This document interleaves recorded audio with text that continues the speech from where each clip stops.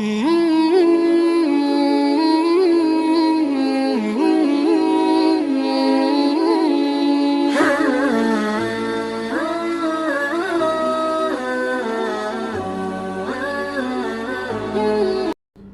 حقیقت بات ہے، بخاری مسلم دونوں میں حدیث موجود ہے، صحابہ کرام نے عرض کیا اللہ کے رسول ہم زمانے جاہلیت کے اندر بھی نیک اعمال کیا کرتے تھے، کیا ان اعمال کا ثواب ہمیں ملے گا؟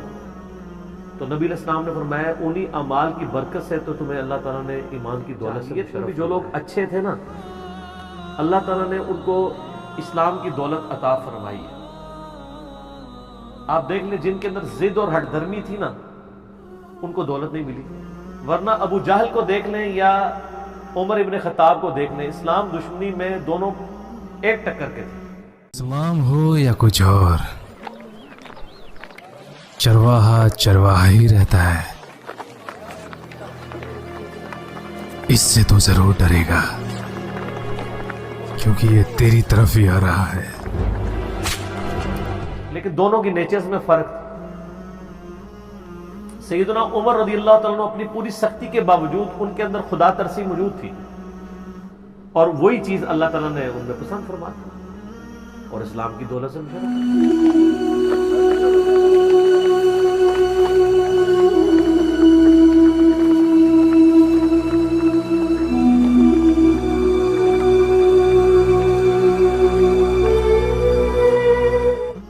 ایک گڈریے کو اٹھا کے جناب دنیا کے 3 براعظموں کا بے تاج بادشاہ بنا دیا، اور جس وقت دنیا کا کوئی حکمران سوچ بھی نہیں سکتا تھا، اتنا پاورفل شخص انسانی تاریخ میں کبھی نہیں رہا کہ پرشین امپائر پوری الٹ دی ہے اور رومن امپائر بھی مسلمانوں کے قبضے میں، اور جو باقی ہے وہ واللہ بلا شک دونوں میں آپ بہتر ہیں۔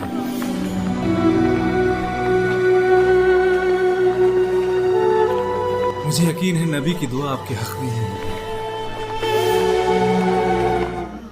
جس کو کہتے ہیں نا کہ بلا شراکت غیر انہوں نے حکمرانی ویل کی پوری دنیا کی، سیدنا عمر رضی اللہ تعالیٰ علیہ السلام۔ اور حضرت عمر خود کہتے ہیں کہ جی میرا باپ مجھے کہا کرتا تھا تو بکریاں بھی نہیں چرا سکتا، تو بڑا ہو کے کیا کرے گا؟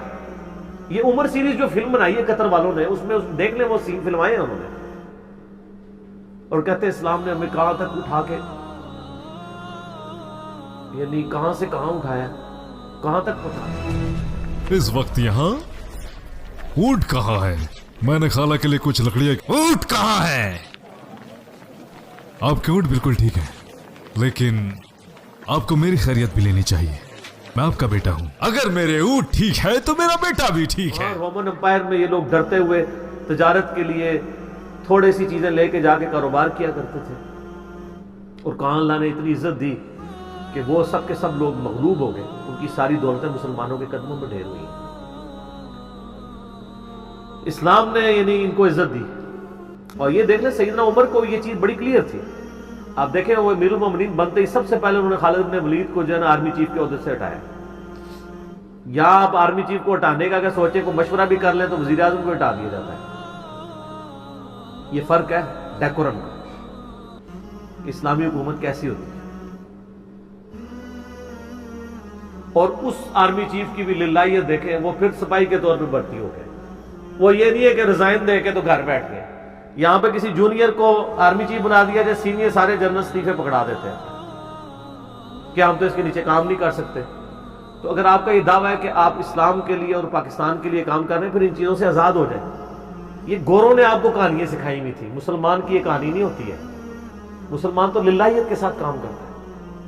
ابو عبیدہ بن جرح کو لگا دیا، لوگوں نے کہا کہ یہ تو این جنگ یرموک کے موقع کے اوپر آپ نے آرمی چیف چینج کر دیا، ایسا شخص جس کو اتنا تجربہ حاصل ہے، اور یہ ڈیسائسو جنگ ہے، رومن امپائر 3 براعظموں میں پھیلی ہوئی، اس کے ساتھ فیصلہ کن جنگ ہو رہی ہے، اور این میدان جنگ کے اندر آپ نے ڈیسیجن چینج کیا۔ انہوں نے کہا میں نے یہی بت پرستی توڑنی ہے تمہاری، کہ یہ فتوحات خالد کی وجہ سے نہیں ہو رہی ہیں بلکہ رب خالد کی وجہ سے ہو رہی ہے، اور اللہ تعالیٰ نے ابو عبیدہ بن جرح کے ہاتھ پہ بھی فتح دے دی ہے نا پھر، ٹھیک ہے۔ تو یہ یعنی سیدنا عمر کو اللہ تعالیٰ نے ایک ویژن دیا تھا کہ خدا کے اوپر توکل تھا۔